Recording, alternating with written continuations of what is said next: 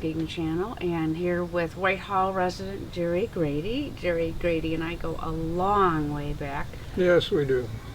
Too long to mention, right? You're right, right. But Jerry is one of our go-tos in the White Lake area for nature photography.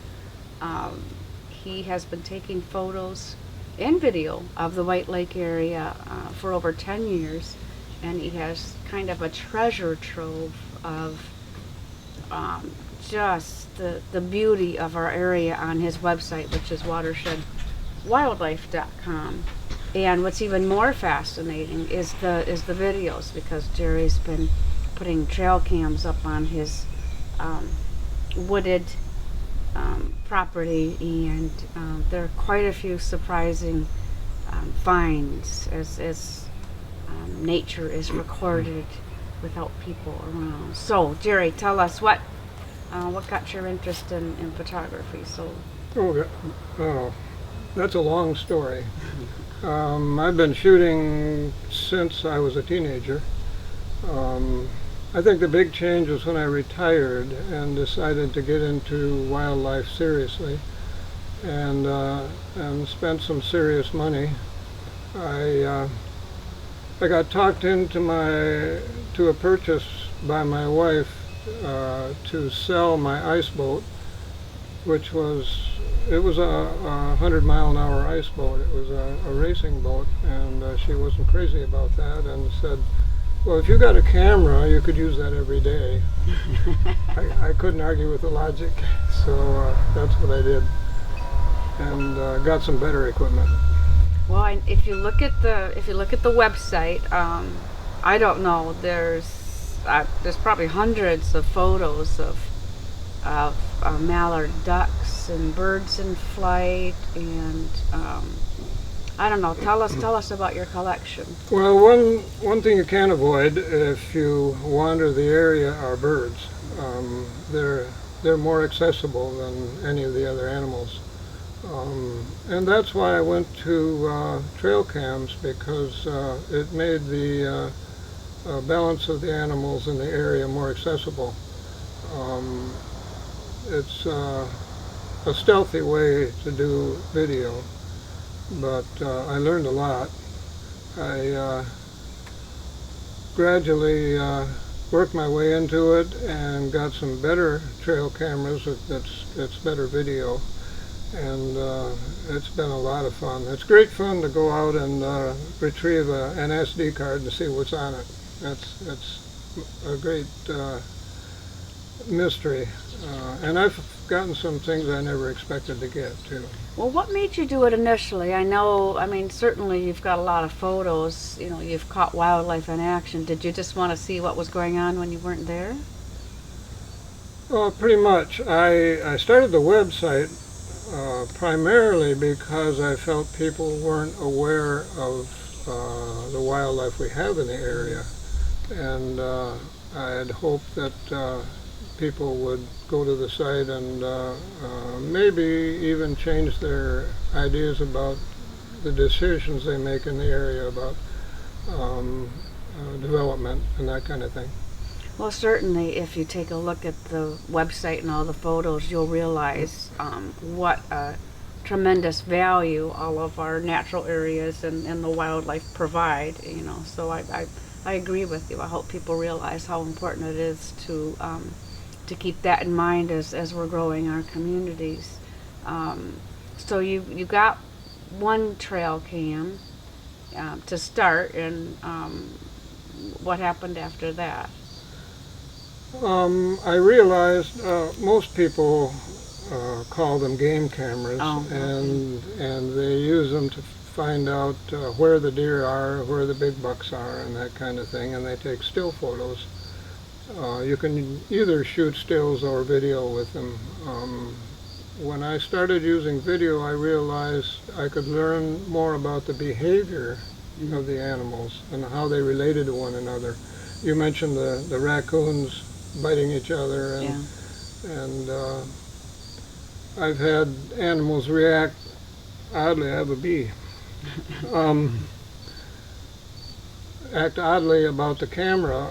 You can tell the animals that are accustomed to the cameras, they say that just by observing nature, you change it in a way.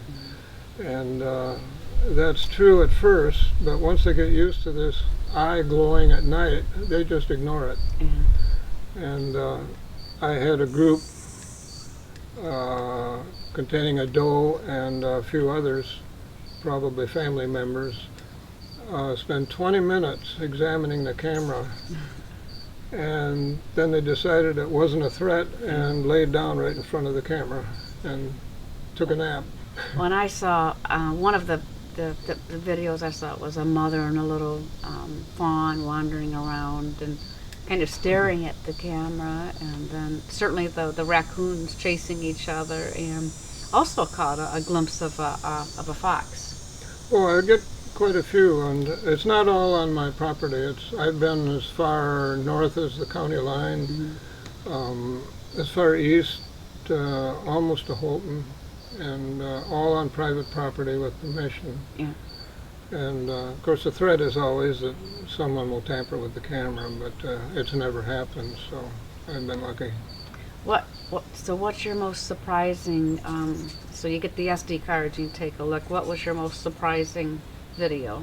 Well, it's kind of an accumulation of a lot of small surprises. Yeah. I have captured a porcupine only a couple times. I've gotten video of bobcats in the Whitehall area. Wow. Coyotes. We have a fairly large species of coyote. It's considerably larger than the ones in the southwest, and they're pretty impressive. Well, if you take a look at the videos, you realize there's a lot going on in the night when everybody's sleeping. Oh yeah, there's a huge shift change in the morning when the animals come out that we're accustomed to. But I once put the camera in the wrong spot and filled up an SD card with squirrels. Oh. So you kind of have to anticipate when you put the camera in a location what the location is good for, what it might attract. I've had a lot of luck with water locations, creeks and that kind of thing. I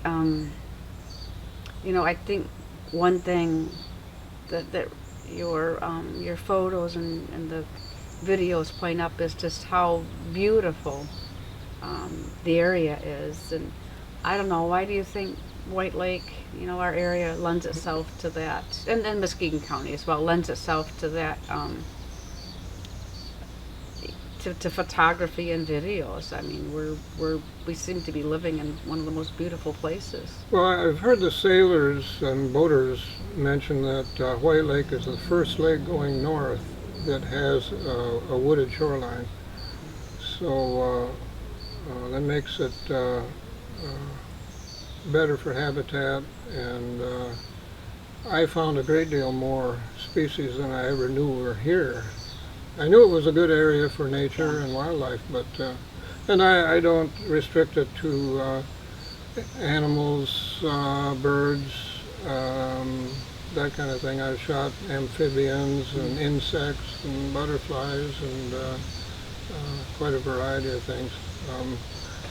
I used to hunt with my dad when I was a teenager, hunt deer, and that's where I learned I enjoyed being in the woods anyway.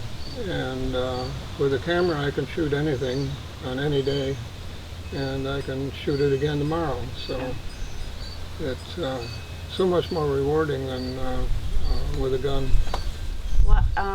What advice do you have for people who are kind of aspiring either photographers or video folks?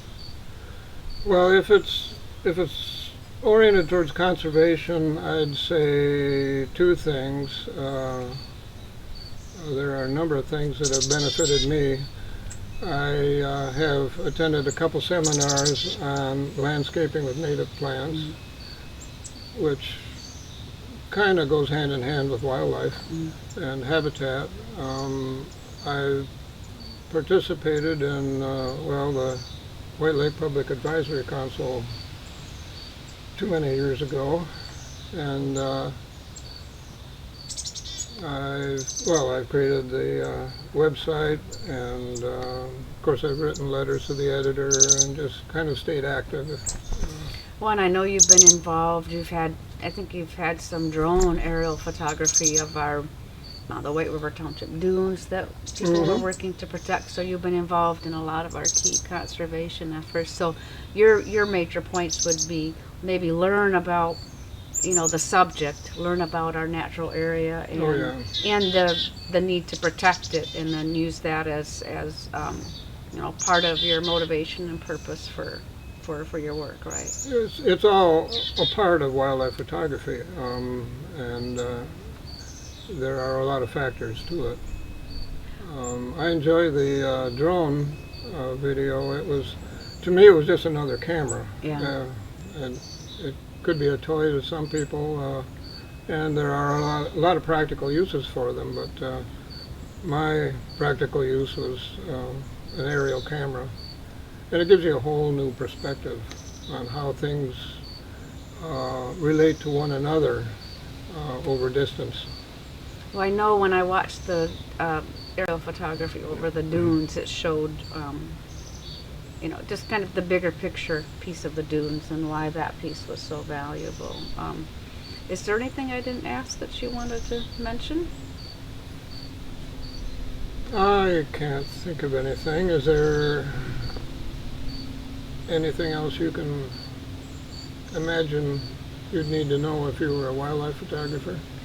Well, I think I would like to end by encouraging people to go to your website, which is watershedwildlife.com. Take a look at all of the fantastic photos and the trail cams.